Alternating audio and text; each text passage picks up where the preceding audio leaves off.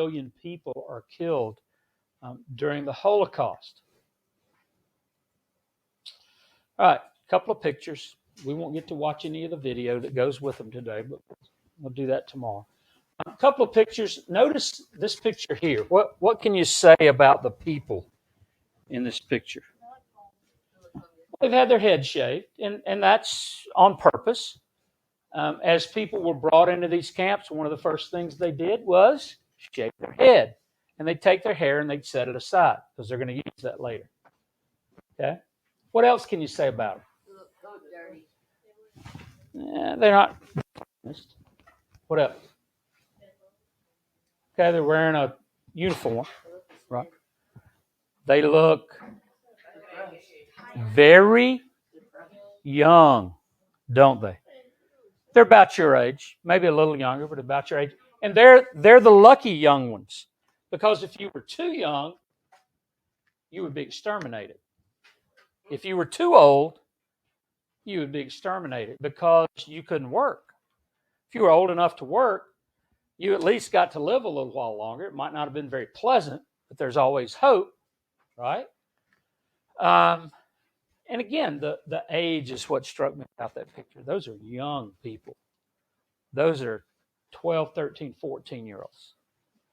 And then the picture on the top right, what are those? No? They're wedding rings. Because when a person was brought into the processing area to be sent to one of these camps, everything of value would be taken from them. Their clothes, their jewelry, their shoes, their eyeglasses, anything that was of value would be taken from them, and then they would be processed. If they were really young, or if they had, a mother perhaps with young children, or if you were really old, you would be taken to one area. You would be told to disrobe, your head would be shaved, all of your material belongings would be taken, and you would be given a shower. Except it wasn't a shower. It was a big gas chamber. And people were gassed, and then their bodies were cremated. Anything of value was taken, though. And if you were one of those who were exterminated, they would actually, after you were dead, they would open your mouth and mine for gold. They'd take out your fillings. If you had a gold tooth, they'd take that because it was valuable. That hair we mentioned, Flossenburg is a camp that the Americans liberated.